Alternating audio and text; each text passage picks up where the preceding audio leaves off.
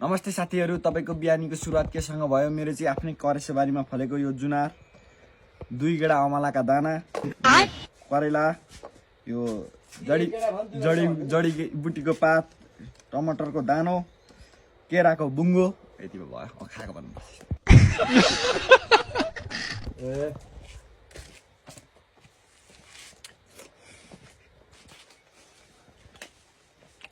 ठुलो सस कहाँ राखेको छ?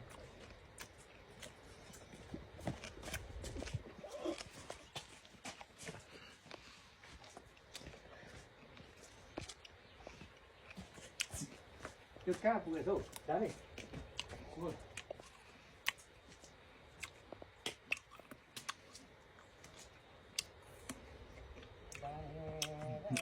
गाउँले कराइनीको यो केराको बुङ्गोको भित्रको गाउँमा झोल मिस हुन्छ है।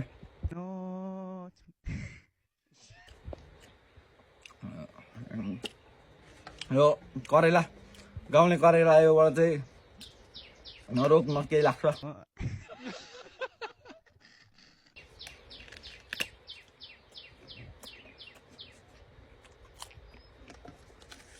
गाउँमा पक्का